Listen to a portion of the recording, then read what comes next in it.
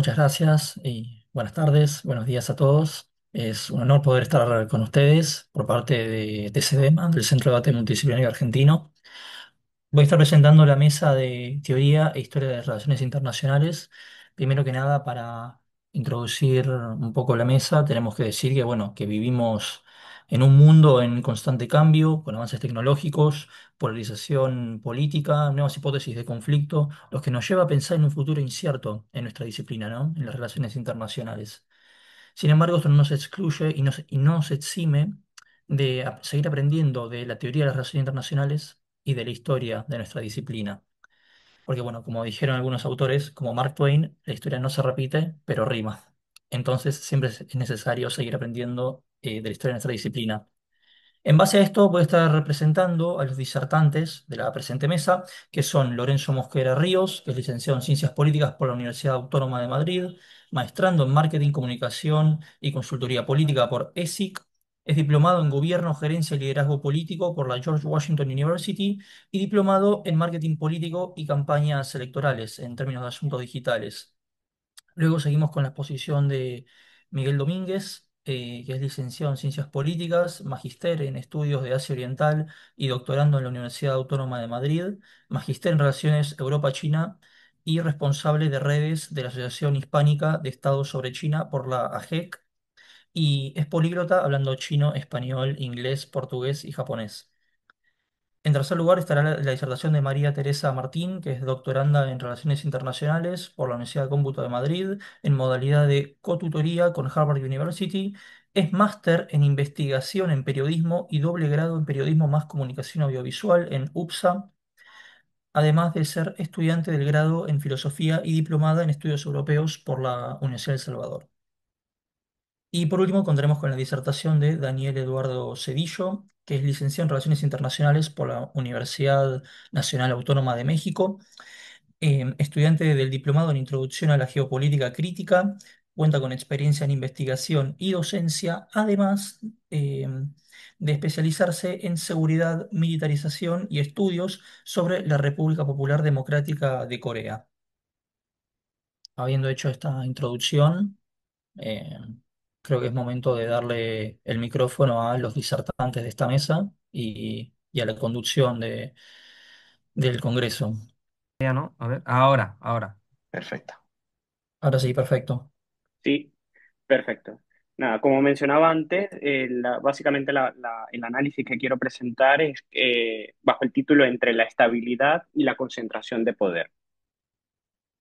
¿Qué sucede? Con el caso de Salvador pasa algo curioso y yo creo que puede está afectando, mejor dicho, a la región, porque yo creo que es el efecto, más que nada el efecto vecino, ¿sabes? Si mi vecino lo hace, lo puedo hacer, lo puedo replicar yo también en mi propio techo. Y yo creo que es algo que está pasando en Latinoamérica en sí, con lo que voy a presentar ahora. No sé si me puedes poner la... Perfecto. Aquí vamos a colocar un contexto. En julio del 2025, la Asamblea Legislativa del gobierno del Salvador, en el país del Salvador, aprueba una reforma constitucional en donde elimina esa reelección indefinida, ese bloqueo que causaba de reelección indefinida que solo permitía un mandato, elimina lo que es esa aumenta lo que es los años y elimina también la segunda vuelta. Lo que causa en este sentido es que Bukele lo que busca y lo justifica es como devolver el poder al pueblo y busca siempre esa dicotomía entre élite entre la élite y el pueblo. Sí, no sé si... Perfecto, muchísimas gracias. Va. En el análisis, en lo que nos aborda acá, en lo que se aborda en este foro, en esta parte de teoría, es un análisis que se proyecta como tres marcos principales. El primer marco es un populismo contemporáneo que sigue a Moodle y a Rovira, en el que plantean lo que he mencionado antes, esa división moral entre pueblo puro y una élite corrupta. Este discurso ha sido central en la narrativa de Bukele, quien se presenta como una encarnación del pueblo auténtico frente a actores nacionales e internacionales que supuestamente buscan limitar la soberanía salvadoreña. En segundo lugar, tenemos una erosión democrática con Lewis y Ziblatt. Ellos sostienen de que las democracias actuales ya no caen por golpes militares, sino por líderes electos que paso a paso van minando las instituciones y van colonizando estas mismas. Esta idea encaja de manera directa en las reformas que está impulsando Bukele desde 2021, especialmente la sustitución de la Sala Constitucional, la reconfiguración de organismos electorales y algo inédito también que sucedió hace ya tiempo es que el Poder Ejecutivo interviniera a través de, con el ejército, un parlamento. Ya por último, el populismo cultural de Norris y de Ingram lo que señala es que algunos líderes movilizan resentimientos identitarios y desconfianza hacia élites globales. Bukele utiliza esta estrategia para deslegitimar, perdón, toda crítica externa, presentándola como un ataque a la dignidad o a esa autonomía que tiene el país. En conjunto, estos tres marcos teóricos yo creo que dan a entender esa dimensión institucional, discursiva y simbólica en lo que se está marcando todo el proceso de lo que es el modelo Bukele, como lo llamamos en Latinoamérica. Sí, la siguiente, por favor. Perfecto. ¿Qué sucede con el riesgo del presidencialismo? Cuando analizamos la reelección indefinida desde la perspectiva del presidencialismo latinoamericano, los argumentos de Lins son especialmente pertinentes, ya que Lins advierte que a diferencia del parlamentarismo, que es el presidencialismo tiene que generar crisis cuando los presidentes intentan extender su mandato o aumentar sus facultades. Esto se debe a un choque entre una legitimidad democrática directa, por un lado, y una existencia de mandatos fijos y reglas rígidas.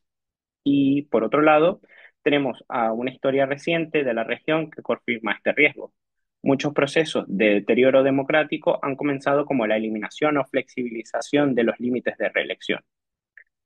Sí es cierto que por lo menos Bukele juega con esto, en donde él afirma de que gran parte de las potencias de Occidente, o por así decirlo, países de Occidente, existe esa reelección indefinida. Nos estamos basando en el sentido en que muchos hablamos de una monarquía o una república parlamentaria, en donde el sistema es totalmente distinto, en donde una persona se tiene que someter a la confianza del Parlamento y evidentemente no existen estos límites, pero siempre hay esa confianza que se transmite a través del Parlamento, caso contrario que lo podemos encontrar con el presidencialismo. Sí, vale. En cuanto a la democracia delegativa, vamos a utilizar aquí a O'Donnell, que yo creo que es un referente muy importante en lo que tiene que ver con esto, ya que hace un enfoque más a los sistemas presidencialistas de América Latina, que gozan de alta popularidad y tienden a entenderse en sí mismos como representantes directos. Es decir, yo puedo tener el poder, yo represento al poder porque he sido votado por una mayoría bastante amplia. En este caso, lo que sucede con El Salvador y es lo que predica constantemente Bukele es que él ha sido reelegido casi con un 90% de los votos y esto le da como vía libre un pase en donde todo es válido, en donde no hay un contrapeso, no hay un check and balance, por así decirlo, de lo que sucede de lo que sucede en la política, por así decirlo.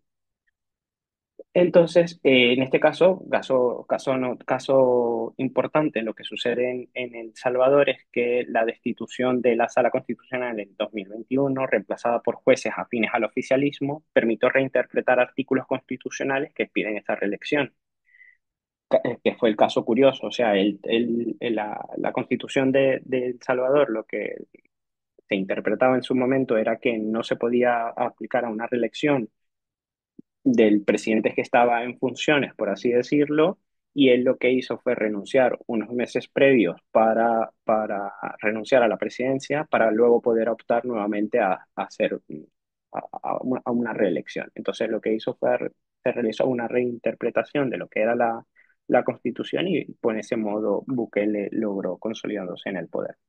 Posteriormente, el control sobre el sistema judicial y los órganos electorales terminó de consolidar ese escenario con el presidente que gobierna prácticamente sin contrapesos efectivos. Entonces, Bukele actúa bajo una lógica delegativa, con lo que nos comenta o, nos puede, o podemos entender de Guillermo Donel, en donde si él encarna la voluntad del pueblo, cualquier oposición crítica o límite institucional puede presentarse como un obstáculo ilegítimo al mandato del soberano. Perfecto, ya vamos acabando. Sí, yo creo que en este caso uno de los pilares del éxito de Bukele sería lo que sería la seguridad, que se comenta mucho en América Latina. El avance de estas reformas no serían posibles sin esos dos pilares. Primero, el de la seguridad, una reducción drástica de los homicidios gracias al régimen de excepción y transformando una percepción ciudadana. Aunque existen graves denuncias de deterioros y arbitrariedades y violaciones de derechos humanos, el relato gubernamental se centra en la eficacia y en la idea de que es primera vez que se logró controlar esa violencia de forma contundente. Entonces yo creo que ahí jugamos en un momento del storytelling y cómo lo podemos ver. El segundo pilar es la legitimidad plebiscitaria que hemos comentado anteriormente, en donde casi el 90% de los votos, pues me da a mí esa luz verde o vía libre de hacer cualquier cosa porque cuento con esa legitimidad del pueblo. Y ya para entrar en un poco en el debate y la crítica, sí, la siguiente.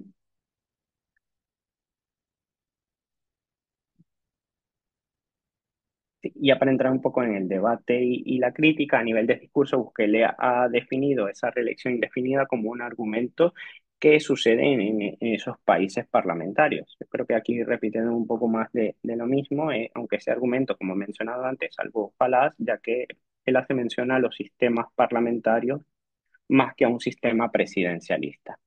Entonces, esto se tiene que tomar en cuenta en la región porque se pueden ir replicando esto a distintos países de la región y llevarnos a una situación en donde no es favorable para ninguno y cambiaría totalmente el plano geopolítico. Y ya para finalizar, el caso salvadoreño muestra cómo se está redefiniendo la democracia desde la idea de soberanía popular y no desde una legitimidad constitucional. ¿De acuerdo? Entonces el populismo funciona como un mecanismo de legitimización, poder concentrado y permitiendo que se erosionen progresivamente los contrapesos y la independencia de las instituciones. Y como el resultado viene siendo esa falta de equilibrio, aunque hoy pueda sostenerse con altos niveles de popularidad, genera un marco de fragilidad en un futuro. Muchísimas gracias a todos y disculpe si me he pasado de tiempo. No sé si estoy abierto a preguntas y si se abre ahora mismo la... Bueno, muchas gracias, Lorenzo. Después de terminar la mesa, haremos un espacio de preguntas en común, como se hizo con la mesa anterior. Ahora continuamos con la disertación de Miguel Domínguez, así que más que invitado a compartir la pantalla, el Zoom es suyo. ¿Se ve la pantalla o...? Sí, sí, excelente. Sí. Estupendo. Bueno, en primer lugar, muchas gracias a CEINASEC por invitarme a este cuarto Congreso de Relaciones Internacionales. Bueno, ya me ha presentado el profesor Matías, soy Miguel Domínguez García de Blas y bueno, soy doctorando en la Universidad Autónoma de Madrid. Hoy, bueno, quisiera hablar de la integración del sistema de crédito social en las relaciones internacionales chinas, ¿no? De la manera en que se integra. Pero antes de eso, a ver si esto pasa. Vale, ha pasado, ¿no? Se ve. Vale, estupendo. Antes de explicar exactamente cómo influyen las relaciones internacionales, creo que es importante profundizar en cómo nace el sistema de crédito social y qué hay detrás de esta herramienta de gobernanza social, ¿no? Bueno, para ello, lo primero que debemos plantearnos es qué es exactamente la seguridad nacional.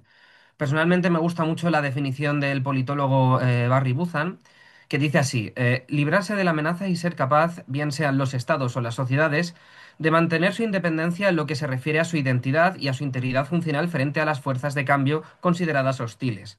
Es una definición, como pueden ver, bastante abierta, pero dentro de lo que cabe, muy concreta. No define exactamente qué es o la identidad, que conforma una identidad, como tampoco explica qué fuerzas pueden ser consideradas hostiles, porque eso depende de cada estado. ¿Y cuál es el caso chino? Pues eso se definió bastante bien, creo yo, en la tercera sesión plenaria del 18º Comité Central del Partido Comunista Chino, ¿no? Que tuvo lugar en 2013.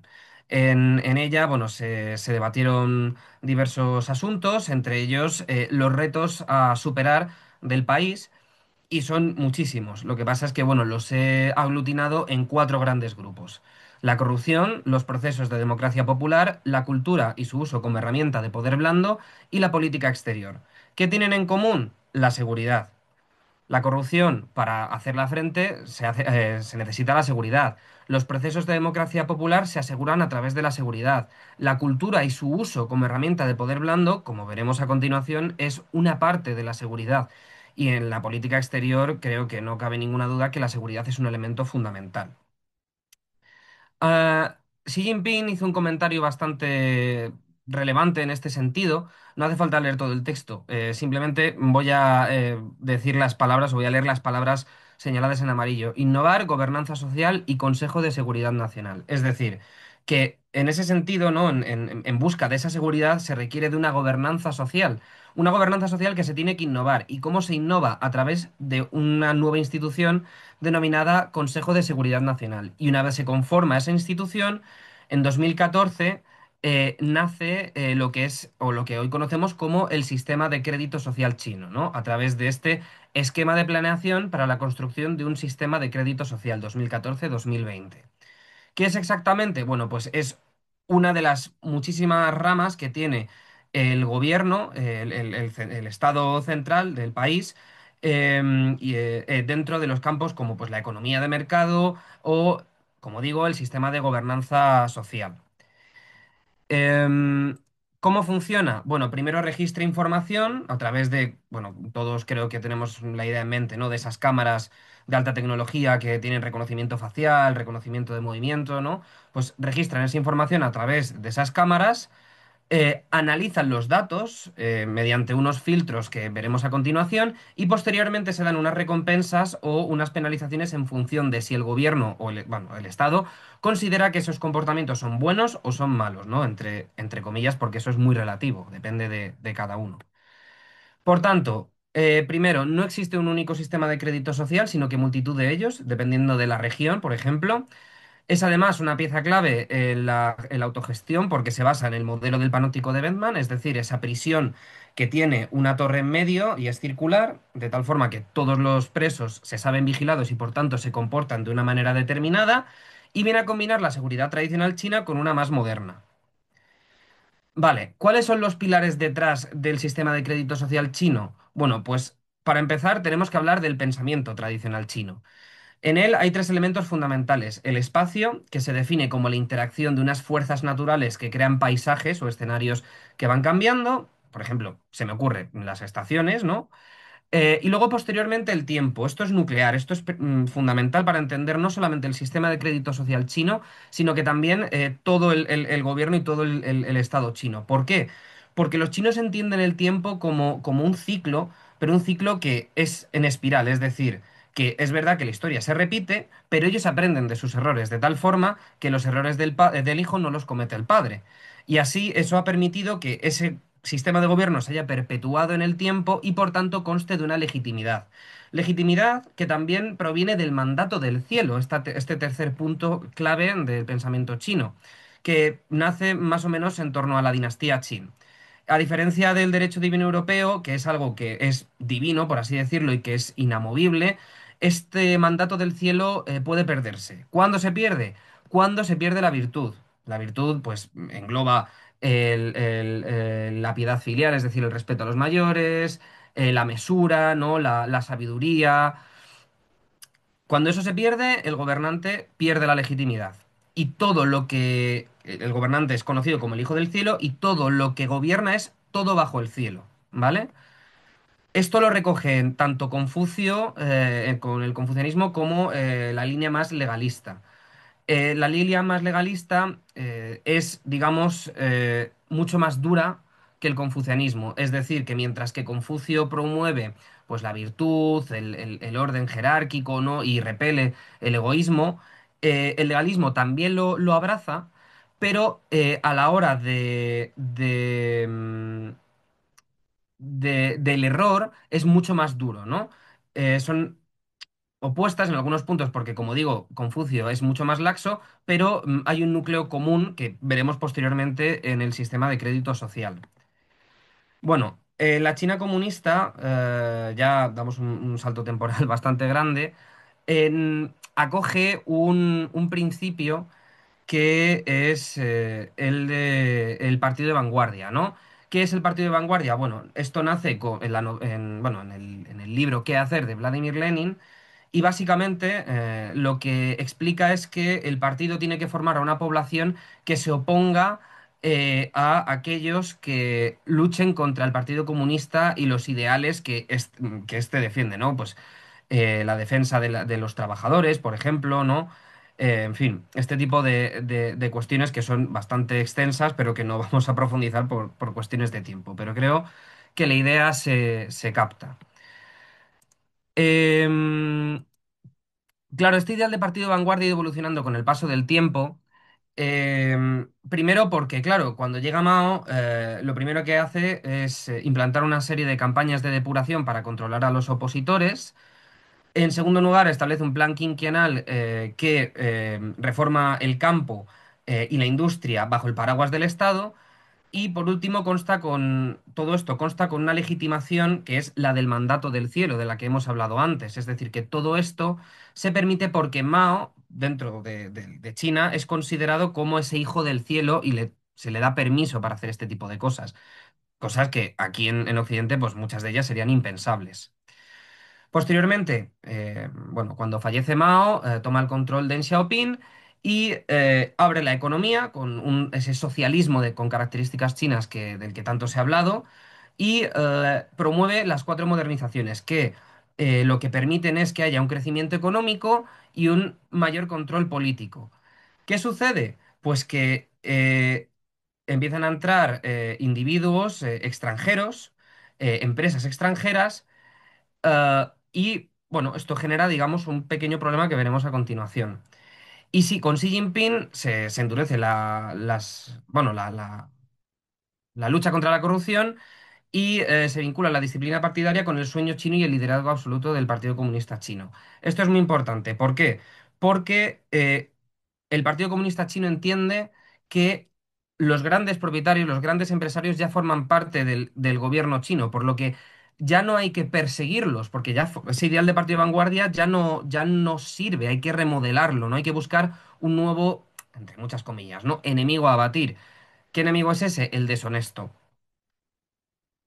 Entonces, en el panorama internacional, el sistema de crédito social chino lo que hace es vigilar cuatro grandes actores: el gobierno, el comercio, la sociedad y el sistema judicial, de tal forma que ese deshonesto no aparezca en ninguno de estos campos que son fundamentales y que son los pilares de China como país, ¿no?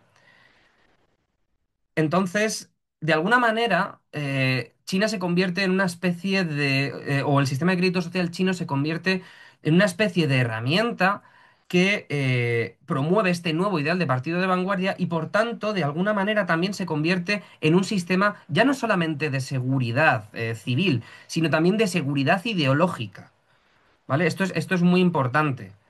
Em, por tanto, moldea conductas a través de premios y castigos, como ya hemos visto, funciona como una herramienta pedagógica digital, en base a esos premios y a esos castigos que se acogen a los principios confucianistas, pero también recuerda un poco, en cierta medida, a las campañas de Mao, pero con el Big Data como herramienta clave y reinterpreta el poder chino o el poder de China desde la tradición, ¿no? Basándose, como digo, en la virtud, en todos esos ideales confucianos y legalistas. Y luego ya en el panorama internacional, el sistema de crédito social chino, como digo, actúa como una especie de perro guardián de esa ideología tradicional china, porque en estos últimos años lo que hemos estado viendo es que China ha ido de alguna manera regresando a esos valores tradicionales, ¿no? Em, y el sistema de crédito social lo que permite es que China se globalice porque es consciente de que ha habido una globalización y de que no pueden negarse a ella, pues les permite globalizarse sin perder esa esencia de lo chino, como en cierta medida ha pasado en países cercanos como Corea o como Japón, que yo creo que, si bien es cierto que ha mantenido esa tradición, no podemos negar que la influencia occidental ha hecho muchísima mella, ¿no?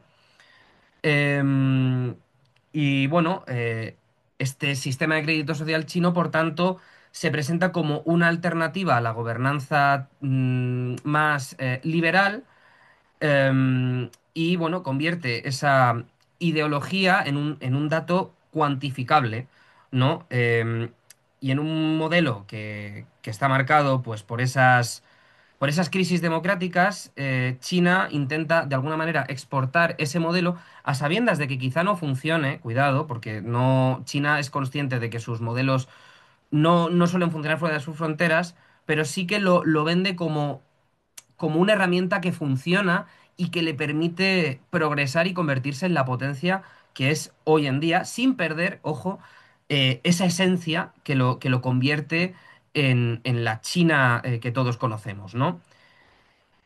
Por tanto, el sistema de crédito social hemos visto que es mucho más que un sistema técnico.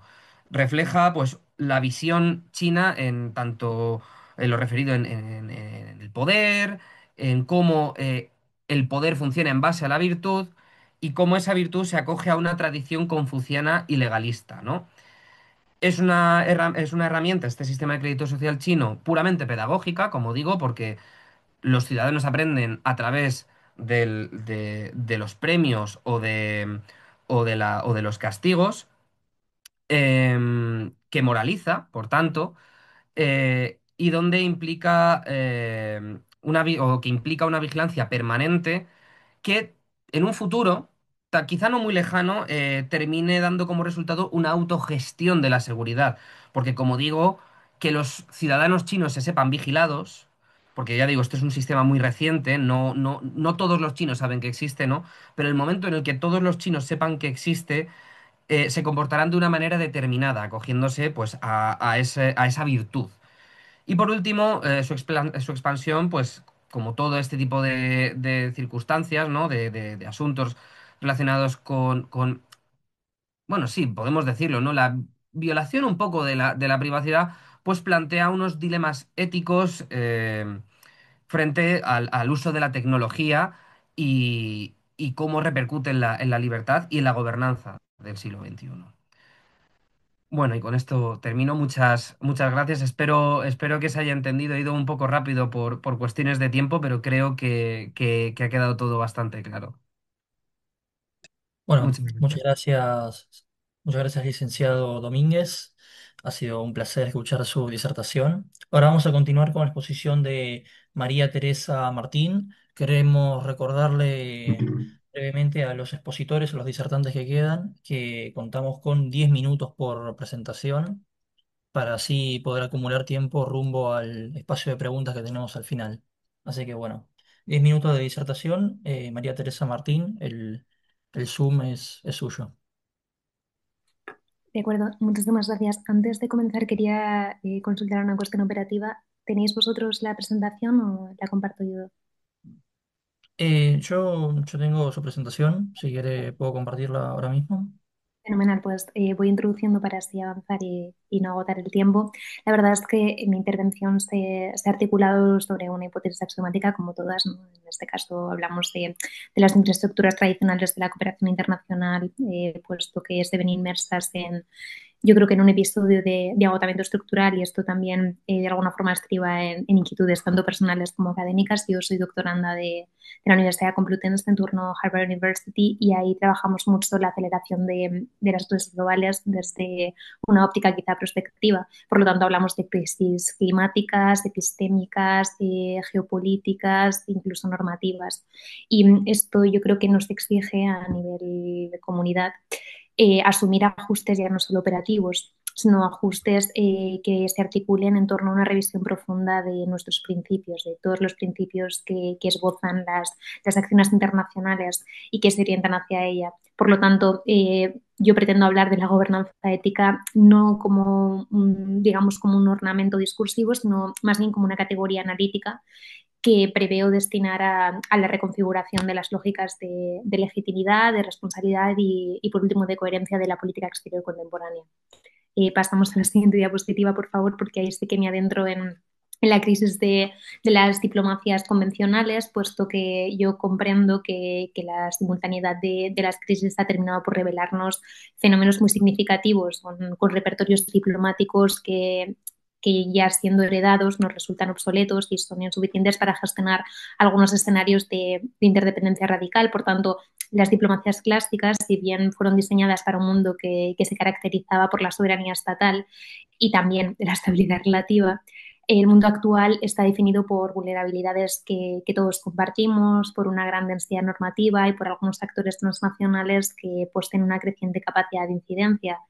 Esto se traduce en que la pérdida de legitimidad institucional ya no es un asunto coyuntural, sino es algo absolutamente sintomático y bebe de un desajuste profundo entre problemas globales y algunas herramientas que nosotros tenemos disponibles en el mundo de la academia.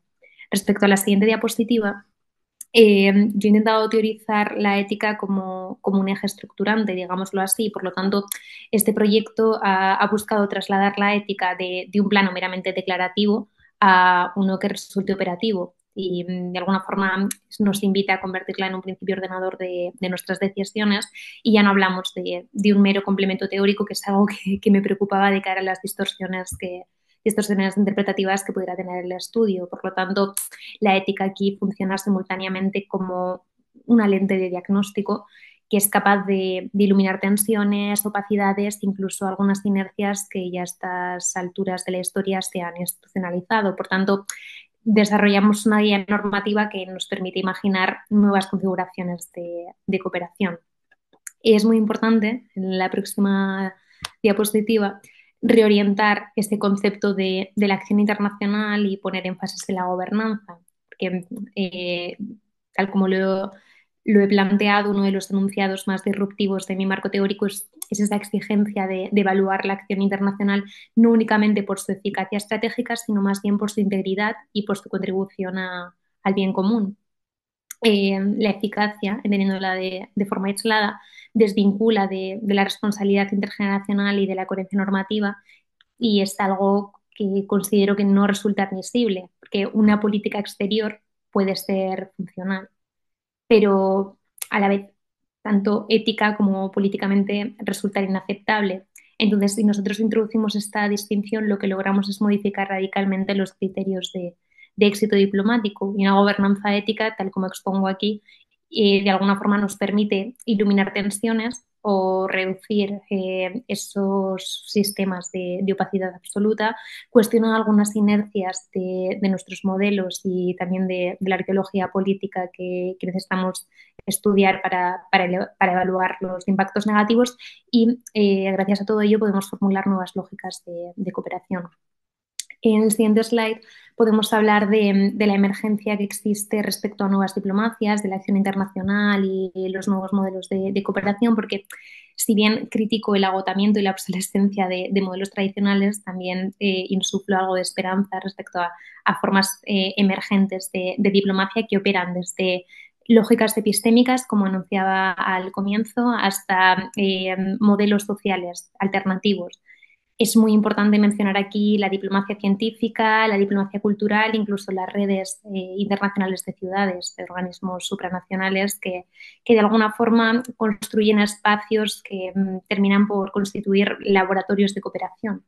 Y allí se incorporan algunos vectores de vital importancia, tales como la confianza, el conocimiento experto, incluso la legitimidad social, puesto que logran reemplazar la lógica puramente estatal y puramente estratégica. Y de este modo lo que conseguimos son diplomacias que no compiten con el modelo clásico, sino que logran expandirlo, logran complejizarlo. Y esto es muy importante porque no no se derroca el modelo tradicional y se plantea una convivencia del todo lícita. En la diapositiva anterior hablamos de los indicadores éticos que he incorporado en mi trabajo. Haré un repaso muy breve. No sé si pueden pasar la diapositiva. Sí, sí, muchas gracias. Ahí está la pequeña lista de los 7 indicadores que he utilizado, puesto que a mi parecer una de las contribuciones metodológicas más relevantes de este proyecto ha sido la elaboración de indicadores éticos que resultaran verificables. Estos, desde la transparencia sustantiva, la rendición de cuentas efectiva, bueno, un poco el listado que se puede ver ahí, permiten traducir principios abstractos en una serie de parámetros evaluables. Por lo tanto, simplificando mucho el proyecto, transforma la ética en un instrumento de gobernanza y no en una mera aspiración y no se plantea como una voluntad absolutamente abstracta u onírica. Respecto a la metodología, que lo enuncio en la diapositiva número 6, yo he pretendido diseñar un producto interdisciplinar con un enfoque que integrara ya no solo la teoría política, los estudios diplomáticos, sino que también asumiera un análisis empírico de casos vinculados a crisis de medio ambiente, de derechos humanos. Por tanto, la triangulación metodológica que os propongo yo considero que dota mi modelo de cierta robustez conceptual y de mucha pertinencia práctica porque evita la abstracción excesiva, como por ejemplo la tecnificación despolitizada, que era uno de los ítems que sí pretendía evaluar al principio, pero se han quedado fuera de este triaje. Por último, cierro con las aportaciones de mi proyecto. El marco resultante ofrece tanto a diplomáticos como a organismos internacionales, incluso a la propia sociedad civil, donde deposito un especial énfasis, dotan de una arquitectura conceptual con un régimen operativo para la formulación de estrategias que estén inscritas en una ética de la responsabilidad global frente a un entorno absolutamente saturado de dilemas, donde la gobernanza ética no promete soluciones instantáneas, pero yo creo que sí que de alguna forma nos permite vislumbrar un horizonte de acción que resulte legítimo, justo y muy transformador. Y ya por último, a modo de conclusiones, y a mí también me gusta que cualquier modelo de investigación logre después de imbricarse con otros proyectos futuros, lanzo algunas sugerencias de nuevas vías de investigación. Me parecía sumamente importante hablar aquí de la reconfiguración ética de la cooperación internacional, no como una opción idealista, sino como una necesidad estructural para sostener la legitimidad global en un siglo que se ve definido por tramas muy complejas. Y juntos podemos avanzar hacia una diplomacia responsable, los internacionalistas, los politólogos, que permita incorporar indicadores de verificación que redefinan nuestras prioridades globales y que asuman también, ¿por qué no?, una visión intergeneracional de la acción exterior. Solo así vamos a lograr articular políticas internacionales que respondan de manera simultáneamente eficaz y técnica a los desafíos de nuestro tiempo. Muchísimas gracias.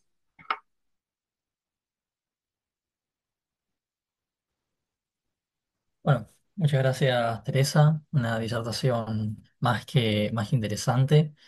Vamos Gracias. a continuar y cerrar la presente mesa el día de hoy con la disertación de Daniel Eduardo Cedillo. Ya hemos hecho su presentación, así que bueno, si me permite, Daniel, si quiere yo puedo compartir su presentación acá del PowerPoint. Así ya empezamos con la última disertación de hoy. Sí, claro, gracias.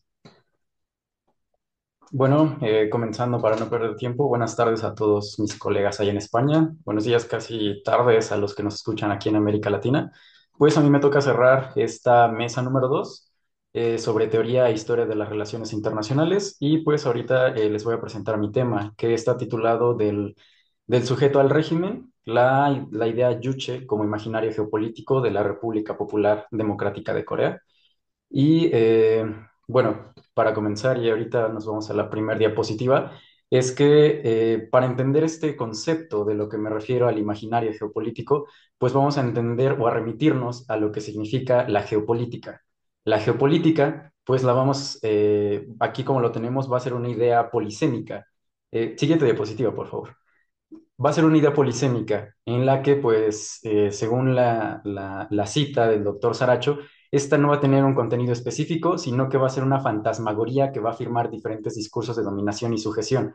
Es decir, no vamos a tener una sola definición, sino que de diferentes enfoques, de diferentes escuelas, vamos a tener múltiples definiciones, que como lo vemos aquí abajo, siendo la escuela alemana básicamente la pionera de esta disciplina, pues va a tener la evolución de estos conceptos, que pasando de Ratzel con la geografía política a Geopolitik, que es con Yellen.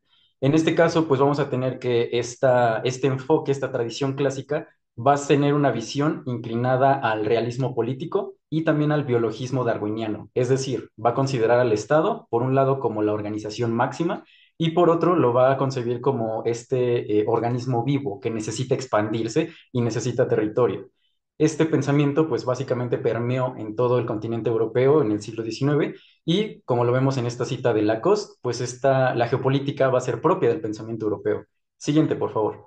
Pues Lacoste va a cuestionar este pensamiento y va a pasar de este enfoque clásico a uno que se le va a denominar crítico. La geopolítica ya no va a ser vista como una disciplina específica o un arte de gobernar, sino como un método.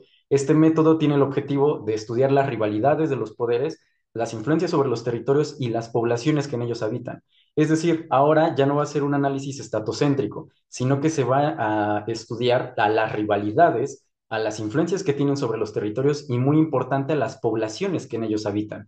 Es así que la geopolítica crítica va a ser una reformulación de la geopolítica desde la mirada de la deconstrucción de las grandes metanarrativas. Es decir, no va a haber una sola narrativa, sino que van a existir múltiples y van a existir nuevos espacios para ser estudiados.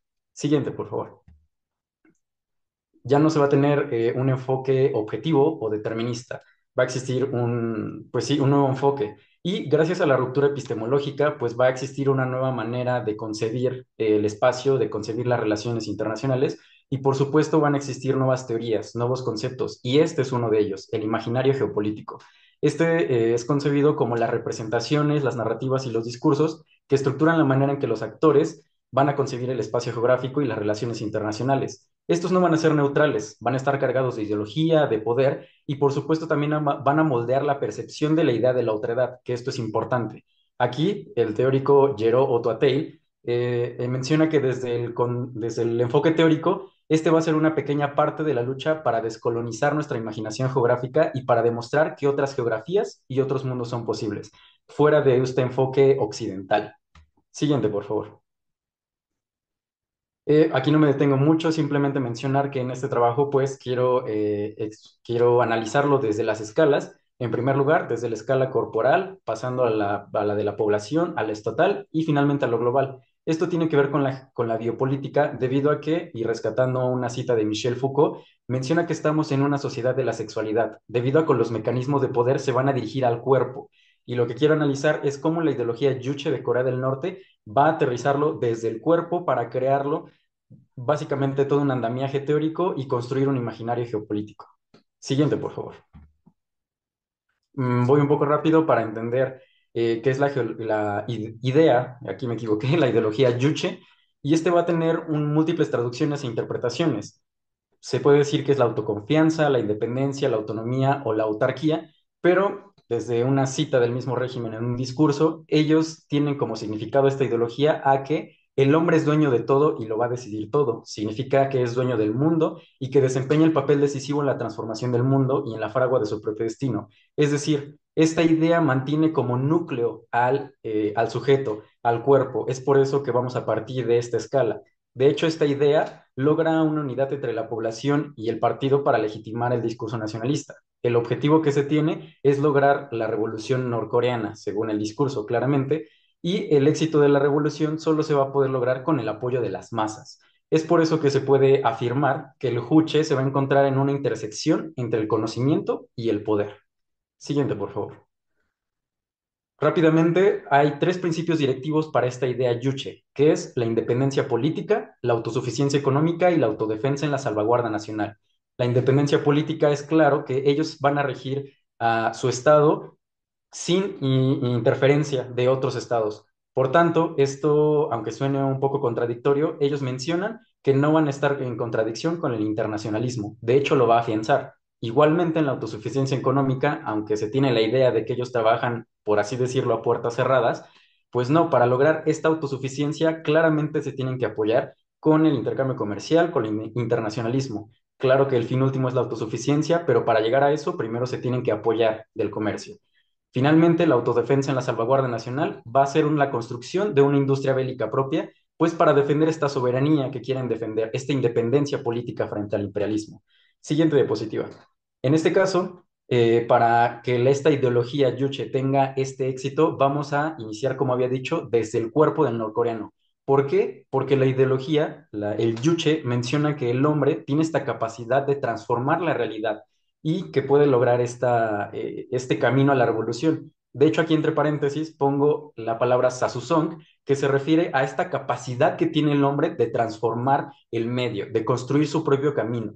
Pero, pues siendo un poco honestos, no es su propio camino, es un camino que ya ha sido trazado por el régimen y ellos los quieren llevar a determinado camino. De hecho, ellos añaden el elemento de la fidelidad hacia el líder a esta idea, gracias a que, pues, si ellos confían en el líder, ellos los van a llevar al camino correcto hacia la revolución y lo hacen por determinados dispositivos de biopoder. Uno de ellos es el discurso de control biopolítico por medio de divinizar al líder. Aquí tenemos un pequeño fragmento que el nacimiento de Kim Jong-il fue presagiado por una golondrina que bajó del cielo y reveló el arco iris doble más brillante que jamás se ha visto. Por ello, se menciona que el líder es el cuerpo excepcional. Y una vez confiando en que el líder, pues es este líder divino, se va a hacer que la población tenga este desarrollo cultural nacional, que hasta está en negritas, lo pongo, esta sana vida ideológica espiritual va a hacer que forme parte de su propia carne y de sus propios huesos. Es decir, vemos cómo desde el inicio el cuerpo es importante para esta ideología y pues se desarrolla un culto a la personalidad, ya que pues se va a sostener una educación dedicada a conocer la vida del líder y sus proezas. Y otro ejemplo, para ir un poco más rápido, lo vamos a ver en el sacrificio del cuerpo cuando muere el líder en 1994, Kim Il-sung. Esto se hizo porque en una propaganda se les invitaba a todos los ciudadanos a comer una o dos veces al día para conmemorar al gran líder. Desde aquí vemos cómo el sacrificio del cuerpo es importante para esta idea. Y retomando un poco con el concepto de poder pastoral de Foucault, en el que menciona que básicamente es pues este pastor que va a dirigir al rebaño y este rebaño, claro, es referente a la población y al líder, que es el pastor, los va a dirigir pues básicamente a un objetivo específico. Es por eso que, y siguiente diapositiva, por favor, vamos a pasar a bueno, aquí hay una frase muy importante que dice que si lo piensas lógicamente, no tiene sentido, pero para un norcoreano no se va a tratar de lógica, se va a tratar de fe. Entonces, siguiente diapositiva, vamos a tener esta nueva visión fuera de este lente occidental, a que aunque no entendamos mucho por qué o por qué ellos creen en lo que creen, tenemos que quitarnos esa idea para entenderlo. Ahora pasando a la escala Estado Nacional y concibiendo a Corea del Norte como este organismo excepcional, es que aquí recupero una cita que tiene el mismo discurso del régimen, y es que el Estado Mayor pues va a tener la dirección correcta dependiendo de cómo se concienticen las masas. Es decir, como vemos, el poder todavía lo sigue teniendo el sujeto, la población. Y una vez que ellos tengan la dirección correcta, van a dirigir en buen camino al Estado.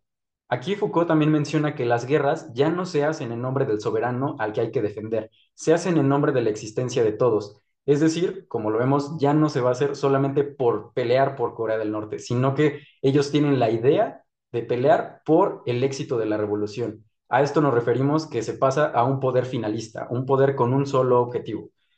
Pues básicamente también recordamos que el Sasusong es la capacidad transformadora que tiene el sujeto, pues ellos también tienen como objetivo que la nación tenga esta capacidad transformadora, pasar los valores que tiene el individuo de la capacidad transformadora, pero a la nación. Sí, y siguiente, por favor, ya para terminar. Pasando por último a la última escala, que es la construcción del otro, que es necesario porque en una ideología ya definimos qué es Corea del Norte, ya definimos a quién se refiere, al líder, ya definimos a quiénes son ellos, pero también necesitamos saber quién es el otro, contra quién se está, quién es el enemigo. De hecho, en una cita puntual dice que el más nefasto y peligroso servilismo de hoy es el que se rinde al imperialismo norteamericano. Y para ellos esa es su consecuencia más nociva, se hace sentir en el sur, claramente en Corea del Sur. Y igual basándome en un enfoque Foucaultiano, en que menciona que este enemigo que pone en peligro la vida y la existencia del Estado, se necesita erradicar, se necesita asesinar, pero no en el sentido literal de la palabra, sino que se necesita excluir. Pero, aunque suene un poco igual contradictorio, este otro también es necesario para definir quiénes somos nosotros.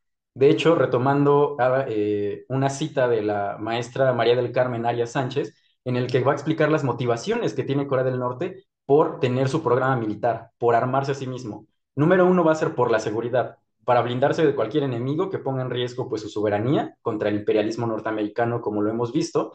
Número dos, porque le da estatus, porque pues sobre la mesa de este escenario internacional, Corea del Norte va a tener un peso para negociar contra la comunidad internacional. Bueno, disculpen, no en contra, con la comunidad internacional.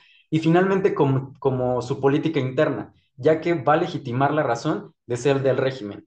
Entonces, es así que entonces ya concebimos lo que es Corea del Norte, pero también necesitamos saber quién es la construcción de ese otro. Y con estos elementos, pues podría decirse o puedo asegurar que tenemos los elementos para decir que esta idea yuche se puede conformar como un imaginario geopolítico que va desde lo interno hasta lo externo. Y simplemente ya para terminar, me faltó decir que esta división de escalas no significa que está una sobre otra, porque cuando estamos en el aire, en un avión, no vemos una escala sobre otra, la escala local a la nacional. No, estas están íntimamente relacionadas rizomáticamente y se necesitan una de otras. De hecho, el autor Neil Brenner menciona que cualquier escala, sea la global, la nacional o la local, va a tener sentido únicamente cuando se le menciona en problemas sociales. Y siguiente, como conclusión, pues básicamente decir que esta idea yuche va más allá de ser considerada una idea o una doctrina política, sino que va a moldear toda una visión que se concibe el mundo. Este va a ser un imaginario geopolítico donde por medio de discursos, narrativas, que como lo vimos con los ejemplos, va a configurar la concepción que tienen ellos mismos del espacio y de las relaciones internacionales. Simplemente para ya cerrar esto, quiero decir que con esta idea, con esta investigación, no estoy defendiendo claramente las acciones del régimen o del soberano de Corea del Norte, sino que es más que nada para entender desde un enfoque fuera del occidental que Corea del Norte tiene una razón de ser, una razón de sus acciones. No es solamente porque sí o porque simplemente se le considere que son, y perdonen la palabra, que como los locos de los misiles, pero, o que estén, perdón, inscritos a la lista de estados que patrocinan el terrorismo. Entonces, yo quiero que con esta investigación, pues entienda un poco, también salte un poco esta curiosidad de conocer la ideología yuche de Corea del Norte y entender un poco sus postulados para saber hacia dónde va dirigido. Y sería todo por mi parte. Muchas gracias.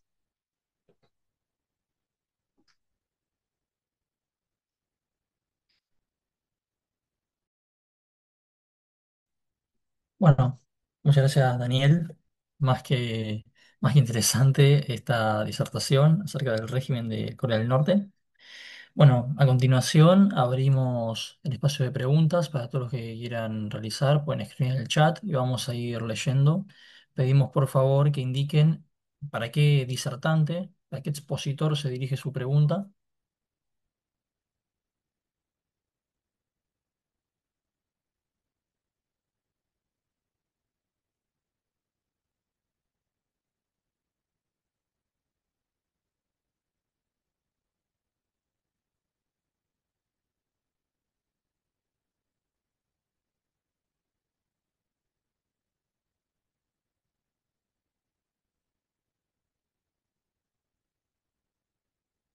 Bueno, tenemos una pregunta para Daniel Cedillo, reciente exponente.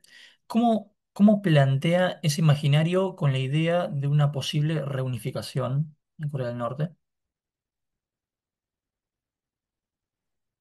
También hay otra pregunta. ¿Contesto esa y después la siguiente o juntas? Ah, bueno, dale, si querés, también leo la segunda pregunta. Que bueno, en esta ideología Juche, ¿hay algún punto final, algún objetivo al que esté dirigida la acción del gobernante? ¿Cuál es el norte del mismo? Gran ponencia. Vale, muchas gracias. Pues contestando la primera pregunta, este imaginario, yo considero que como tal, la idea de una posible reunificación creo que quedó un poco atrás, porque desde que se estaban como dos zonas de interés, claro que estaba sobre la mesa este plan de hacer una reunificación de una sola Corea, pero desde el momento en el que pues ponen a Kim Il-sung y Lee Man-ri como estos dirigentes, obviamente estas ideologías eran muy diferentes, iban a chocar. Y desde ese momento pues choca esta idea de una reunificación, pero bajo el interés tanto del sur como del norte, están chocando. Entonces, bueno, yo considero que esa posible reunificación sí puede estar sobre la mesa, pero ya en este punto creo que cada posición, tanto Corea del Norte como Corea del Sur, tienen estas estructuras, su ideología en la que pues quieren reunificarla, pero bajo sus términos. Entonces, a pesar de que sí, bueno, últimamente me refiero años atrás, sí se ha tenido este acercamiento, esta negociación como una posible reunificación, que es el objetivo final, pues tal vez en un periodo más corto, en el futuro, tal vez no creo o no considero que bajo este imaginario esté la idea de una reunificación. Como segunda pregunta, de que hay algún punto final, algún objetivo al que esté dirigida la acción gobernante. Pues como tal, como lo hemos visto, este desarrollo militar en su programa pues, nuclear ha sido muy importante para ellos porque considerando pues, su contexto histórico, como lo hemos visto, que había estado este territorio, básicamente toda la península, bajo el yugo colonialista del Imperio japonés, de Estados Unidos, de la Unión Soviética, pues para ellos es muy importante este proceso de mantener o desarrollar este programa militar pues para defender esta soberanía. El objetivo, teniendo todo este imaginario, es que no se vea a Corea del Norte como este espacio para ser colonizado. De hecho, y no sé si lo mencioné en la ponencia, para ellos en el punto militar mencionan en una cita muy importante que tienen el mismo régimen, es que dice, nosotros no queremos la guerra, pero no vamos a mendigar la paz a los imperialistas. Entonces, a esto me refiero un poco que ellos no nada más quieren hacer la guerra porque sí, porque pues básicamente no. Y como dije, no, claro que no defiendo sus acciones, ese no es el objetivo, pero simplemente es poner sobre la mesa pues esta visión de que ellos están para defenderse. Y como pues básicamente ir a otro, suena un poco raro, pero a otro nivel para considerarse un actor fuerte, un actor importante en las relaciones internacionales. Es por eso que, como dije, este programa militar también le da estatus y que considero que si consideramos a la ideología, perdón, a la idea Yuche como este imaginario geopolítico, el objetivo es que estos valores de igualdad, que como lo dije, esto lo quieren transportar desde lo nacional hasta pues una escala tal vez un poco más global. No para que todo el mundo o todo el sistema internacional copie sus valores, pero que Corea del Norte esté integrada en este sistema, pero bajo estos valores que presenta la ideología Yuchi. Bueno, muchas gracias. Ahora hacemos una pregunta para Lorenzo Mosquera. La pregunta es, ¿consideras que Bukele sea una figura en la cual se transmite al resto de Occidente la necesidad de América Latina de tener una fuerza de este género en el poder para resolver los retos de la región, por más que represente una cierta amenaza al sistema democrático tal y como lo conocemos en Europa? Sí, muy, muy buena pregunta. A ver, yo lo que considero, y aquí entra un debate también por lo menos, Occidente, vamos a dividirlo en dos secciones, Europa y América, por así decirlo.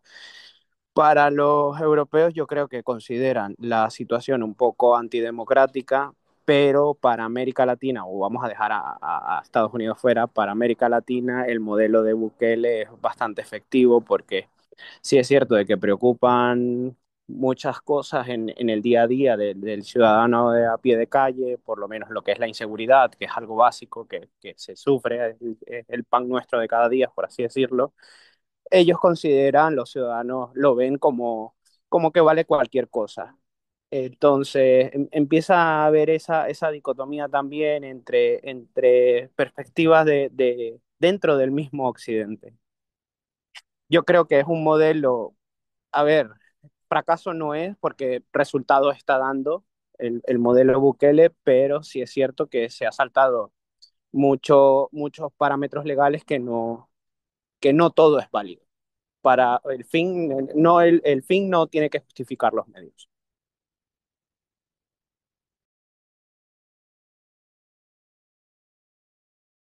Perfecto, muchas gracias. Bueno, ahora continuamos con, bueno, la pregunta para Teresa Martín. ¿Cómo se integra la noción de transparencia y rendición de cuentas con la idea de soberanía estatal y la noción de anarquía? ¿Sería necesario construir primero el nuevo consenso o quizá primero generar un mecanismo de supervisión? Bien, César. pues en primer lugar, gracias por la pregunta y por la sugerencia que también entraña. Yo considero que, bueno, que es algo bastante pertinente porque apunta a una de las tensiones estructurales de nuestra gobernanza global, que es cómo integrar los principios tales como la transparencia y la rendición de cuentas, que sí que requieren cierta apertura, cierta supervisión, incluso trazabilidad, con un sistema internacional que continúa estando basado en la soberanía estatal y quizá en última instancia también en un orden anárquico. Por tanto, sí es muy importante recordar que la anarquía en relaciones internacionales no siempre implica caos, sino que más bien es una ausencia de autoridad supranacional, digamos, con capacidad coercitiva.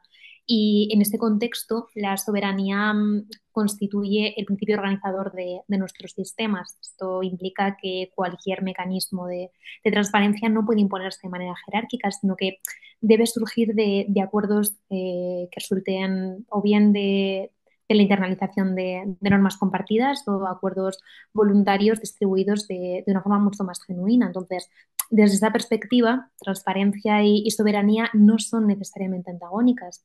De hecho, la evolución histórica hasta el nivel contemporáneo de la soberanía, lo que muchos autores están llamando soberanía responsable, incluso soberanía racional. Hace poco leí un paper que acuñaba así el concepto, nos muestra que los estados sí que pueden reforzar su legitimidad externa y su capacidad de agencia aceptando estándares mínimos de apertura y estándares de escrutinio. O sea, tenemos que entender que la transparencia se convierte en un recurso estratégico que sostiene la credibilidad en un escenario interdependiente.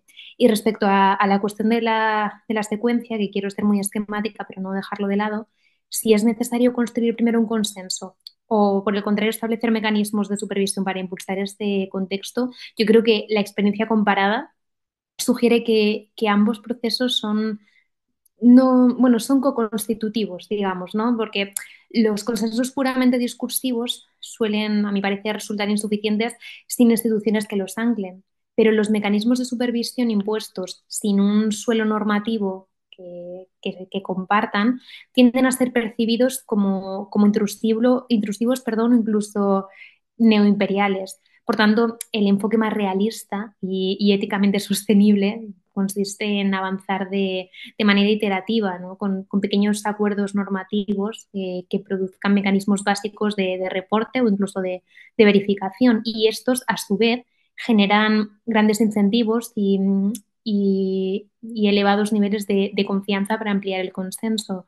Es el mismo proceso que observamos en ámbitos como el cambio climático, los derechos humanos, incluso la gobernanza digital. En síntesis, y de nuevo gracias por la pregunta, la integración de transparencia y soberanía no se logra por sustitución, porque no se trata de debilitar la soberanía, sino por transformación más bien, porque hablamos de un concepto de soberanía que se articula con responsabilidades compartidas y, por ende, un conjunto de herramientas de transparencia que operan con garantías de legitimidad, nunca como una amenaza. Por tanto, esta articulación emerge a través de un proceso incremental, donde el consenso normativo y la supervisión institucional se refuerzan mutuamente. Muchas gracias. Bueno, muchas gracias, Teresa. Bueno, tenemos una última pregunta también para Teresa Martín. Recordemos que, bueno, esta va a ser la última pregunta que tenemos que pasar a la última ponencia del día. La última pregunta de esta mesa es dirigida a Teresa Martín y es, ¿cómo pueden los países latinoamericanos fortalecer su presencia diplomática internacional incorporando criterios éticos verificables en la toma de decisiones multilaterales? Bien, pues también muchas gracias por la pregunta y voy a intentar ser un poquito más esquemática que en el caso anterior. Esta cuestión es especialmente relevante para una región cuya protección internacional ha estado históricamente marcada por asimetrías estructurales y por vulnerabilidades externas. Y precisamente por ello la ética no debe entenderse nunca como un lujo normativo, que sucede en muchas investigaciones académicas, sino como un recurso estratégico. Simplificándolo mucho, en primer lugar, los criterios éticos verificables que yo proponía, la transparencia sustantiva, la rendición de cuentas, pueden operar como mecanismos de diferenciación positiva en sistemas internacionales competitivos. Por tanto, cuando un país, en este caso latinoamericano, demuestra que su acción exterior es predecible, trazable y muy coherente, incrementa su credibilidad estratégica y su capacidad de construir coaliciones estables. En América Latina, donde los márgenes de poder material son mucho más acotados, el poder reputacional y la legitimidad normativa, se están convirtiendo en activos diplomáticos muy decisivos para su desarrollo y si somos capaces de incorporar estándares éticos verificables, logramos que estos estados puedan posicionarse como actores confiables en negocios multilaterales, especialmente en ámbitos como el cambio climático, la gobernanza digital, los derechos humanos, incluso políticas de desarrollo. Y la región puede convertir toda esa experiencia histórica de la que hablaba en una voz autorizada sobre la necesidad de gobernanzas globales mucho más justas y más responsables. En práctica, yo creo que, y hablo de una forma muy simplista porque tendría que adentrarme en un nuevo modelo de estudio, pero yo creo que aquí nos encontraríamos con tres líneas convergentes. Por responder de manera explícita a la pregunta, yo intentaría incorporar una institucionalización interna de la ética diplomática con marcos nacionales de integridad para la acción exterior, indicadores públicos y evaluables, porque un Estado en América Latina que pueda demostrar coherencia puertas adentro, puede reclamar mayor fuerza en los foros multilaterales. También está en segundo punto quizá la construcción de alianzas regionales basadas en estándares compartidos que permitan a los países latinoamericanos negociar en bloque, porque su modelo de ética debe ser verificable como un lenguaje común y como un elemento de cohesión que disminuya la fragmentación diplomática. Y por último, la participación activa, y subrayo la activa, en las nuevas diplomacias, porque yo considero que toda la región latinoamericana posee un capital humano y una experiencia histórica muy loable, y estos espacios que están menos jerarquizados que en la diplomacia clásica ofrecen oportunidades para que la ética se traduzca en influencia real, porque no es algo demostrable ni meramente declarativo, sino que es una herramienta de poder diplomático para toda América Latina. Gracias. Bueno, muchas gracias Teresa, muchas gracias a todos los expositores, disertantes, a los que han aportado con preguntas, con comentarios también en esta ronda final. Hemos tocado distintos temas, ¿no? La ética, la diplomacia, la teoría democrática, por supuesto, en esta mesa de teoría e historia de relaciones internacionales, casos específicos, obviamente, como el de Corea del Norte, como el de China. Así que bueno, ya habiendo declarado el cierre de esta mesa. Eh, Corresponde ahora darle el micrófono a la organización de este presente congreso para la última ponencia del día de hoy. Muchas gracias. Genial, muchísimas gracias, estimado Matías, por la moderación. Gracias a los ponentes de la última mesa también por su paciencia y por las excelentes disertaciones. Pasamos entonces a la última ponencia, que es un ajuste solicitado por el ponente y que agradecemos por conectarse también a esta hora. Agradecemos a todos que se están quedando hasta el final y les pedimos su paciencia para escuchar esta última ponencia muy interesante que además servirá de abrebocas de la mesa de Economía Internacional de mañana que va a ser presentada o sea, el tema va a ser presentado por Ignacio Pascau Pérez, español, tiene un doble grado en Derecho y Economía por la Universidad Carlos III de Madrid, además de un máster interuniversitario en Análisis de Inteligencia también por la misma universidad base. Es además expresidente de la Asociación Española de Alumnos de Ciencias Económicas y Empresariales, miembro también de Eurodefense Joven España, ganador del desafío Emprende de la obra social La Caixa, uno de los bancos más grandes de España, y es actualmente consultor de fondos europeos en el sector de defensa, gestionando recursos para el Plan de Recuperación, Transformación y Resiliencia, en el caso del gobierno español, en el marco de los programas o proyectos Next Generation Unión Europea. Así que bueno, adelante Ignacio, tienes el espacio para poder desarrollar la ponencia. Buenas a todos, ¿se me escucha bien? Sí. Estupendo. Pues voy a compartiros la presentación y bueno, lo intento hacer lo más esquemático posible. A ver. Lo intento hacer lo más esquemático posible para hablar sobre esta dimensión económica de la defensa europea y lo voy a basar esta presentación en tres vectores. ¿Cuáles son estas asimetrías que existen en la defensa europea, las principales industrias y el liderazgo, cómo se lleva a cabo en Europa? Por lo pronto, comentar que la defensa europea es algo más que seguridad y que es principalmente una actividad económica hasta que llega a ser algo que va mucho más allá de la mera economía, ¿no? Actualmente ocupa más de 1,7 millones de personas entre empleos directos e indirectos, supone en promedio 1,9 del gasto del PIB de Europa y alrededor de 343 miles de millones de euros de gasto militar en Europa y la industria de defensa capitaliza alrededor de 500.000 millones de euros, dependiendo un poco de dónde lo metas, ¿no? Entonces, estamos viendo que además de la seguridad que esta defensa europea tiene que proveer, supone una actividad económica relevante. Pero esta defensa europea tiene ciertos problemas. Uno de los principales es la asimetría. Esta asimetría se puede ver en diferentes aspectos.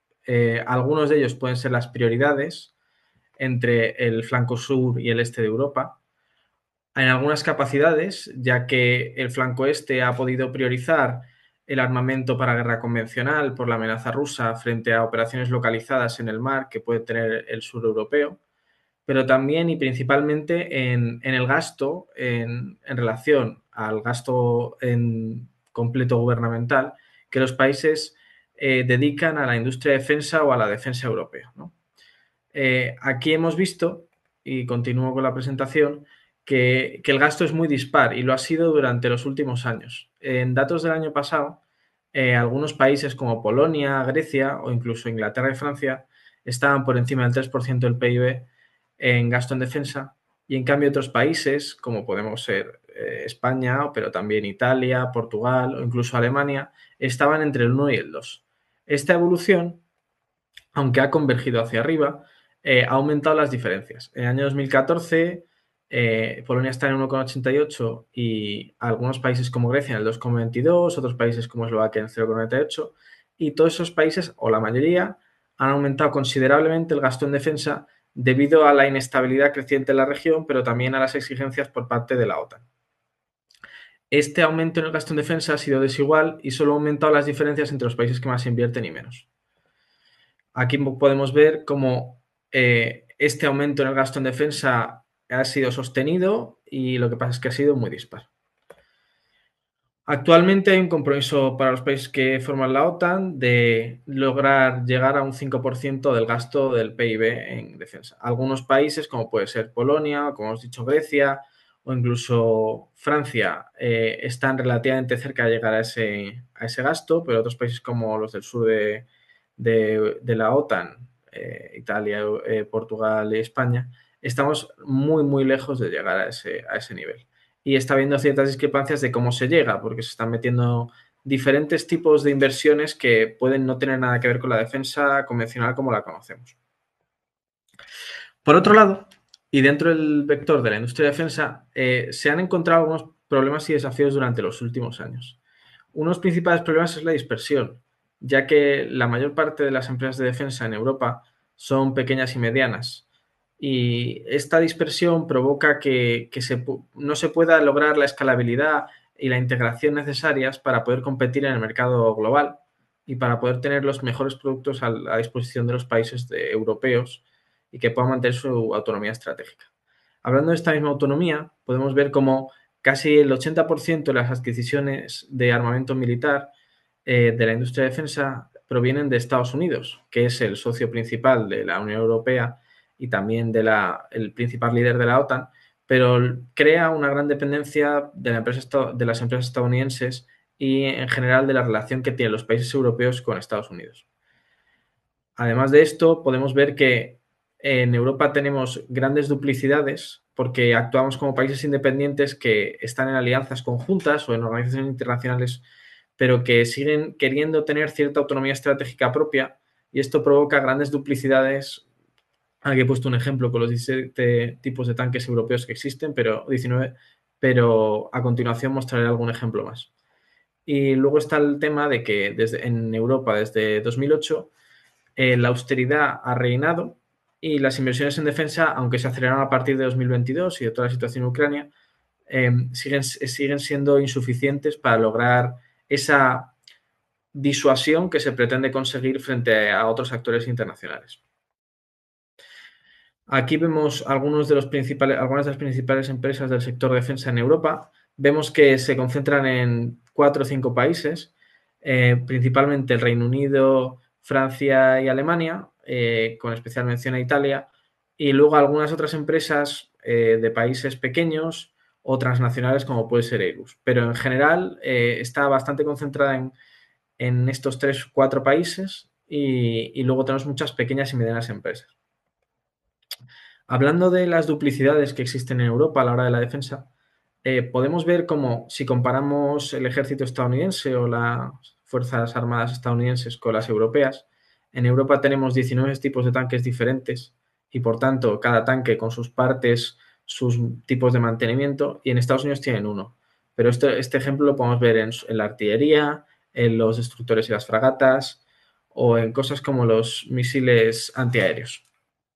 Estas duplicidades crean realmente un grave problema porque ante amenazas como la que puede ser ahora Rusia en el este o amenazas que no son tan convencionales como pueden ser los flujos migratorios o problemas que ha habido en el sur europeo, hay diferentes tipos de respuestas que no consiguen converger, puesto que si enviamos tropas o armamento de diferentes países al este de Europa, podemos no tener la capacidad de mantener ese armamento, ya que los tanques que se usan en España o en Portugal pueden ser diferentes a los que se usan en Polonia y no tener los medios para transportarlos o que sea mucho más complicado y costoso. Estas duplicidades, por tanto, provocan graves problemas que Europa se tiene que plantear, ya sea a través de la OTAN o a través de la propia Unión Europea. Los principales liderazgos. Entre los que se destaca la defensa europea están los grandes países, que son Reino Unido, Francia y Alemania. Mención especial a que Reino Unido, al no ser miembro de la Unión Europea, a veces tiene mayor protagonismo si es a través de la OTAN y otras veces tiene menos, pero no es óbice destacar el gran peso que la industria de defensa inglesa tiene sobre el resto de Europa. Por otro lado, Francia y Alemania, grandes líderes europeos, también tienen un papel fundamental, sobre todo Francia, que ha tenido un concepto de autonomía estratégica y que, al ser una potencia nuclear, ha intentado llevar la batuta europea en lo que se refiere al sector defensa, pero Alemania ahora mismo está haciendo una inversión muy grande y puede que sea un gran líder en el futuro. Por otro lado, tenemos grandes empresas, la principal Airbus, que es una empresa transnacional, propiedad y participada por varios países y que es líder como plataformista aeronáutica.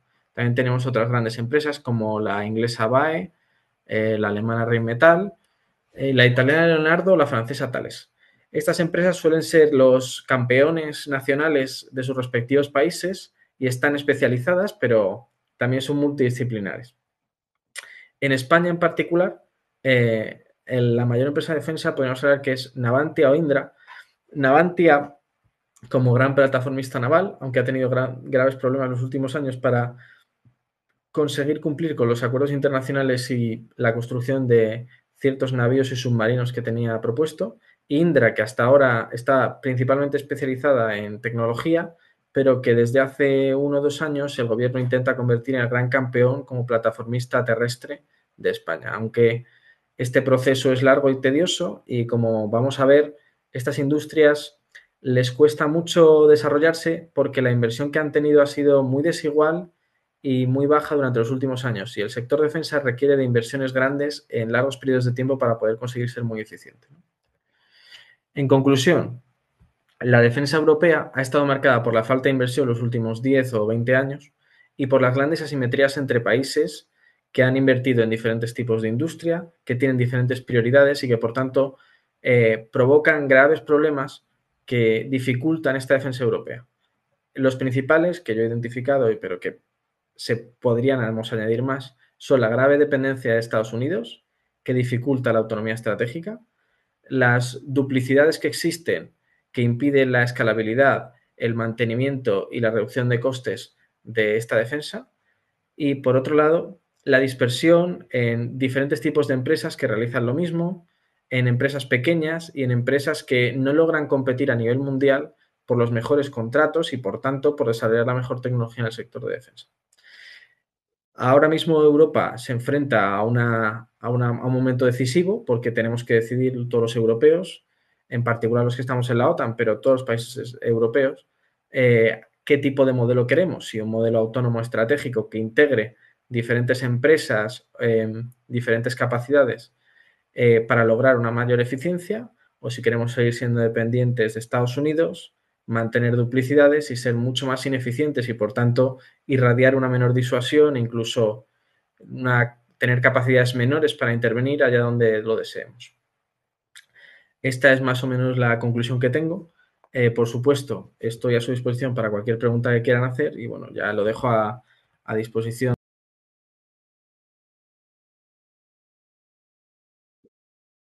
Genial, pues muchísimas gracias, estimado Ignacio. Bueno, gracias a todos por estar hasta el final. No sé si hay alguno que tenga preguntas para este último ponente. Aquí tenemos la primera de Denis de Alfonso. ¿Cuáles serían las posibles soluciones para reducir la dependencia con Estados Unidos? Bueno, una pregunta amplia, pero si quieres, Ignacio. Sí, bueno, la primera y la más importante sería conseguir un compromiso claro de los principales países europeos, porque son los que más presupuesto tienen, de invertir en empresas europeas y, por tanto, que estas empresas puedan llevar a cabo las inversiones que necesitan para poder desarrollar capacidades que hasta ahora habíamos hecho dependientes de Estados Unidos. Es decir, si una empresa europea ve que no tiene encargos para los próximos 10, 15 o 20 años sobre algún tipo de armamento que antes desarrollaba, va a dejar de producirlo, porque las empresas, su principal objetivo es tener beneficios. Si no hay un compromiso claro y se mantiene el tiempo, independiente de quién gobierne en cada uno de estos países, si sean partidos hacia un ala o hacia el otro, si no hay ese compromiso claro, va a ser muy difícil reducir esa dependencia. Pero lo que sería necesario son 10, 15, 20 años de aumento del gasto en defensa y de un compromiso claro de mantener proyectos a largo plazo que permitan desarrollar ese ecosistema y que no tengamos que depender de la industria estadounidense, porque ahora mismo no es que Estados Unidos nos obligue a comprar sus armas, que en parte también, sino que no tenemos ni siquiera el armamento que queremos porque no sabemos producirlo, porque hemos dejado que nuestra industria se fuera muriendo, si me permite la expresión, poco a poco, ¿no? Durante los últimos 30, 40 años. A ti, Denis. Genial, muchas gracias. ¿Alguno más que quiera hacer una pregunta?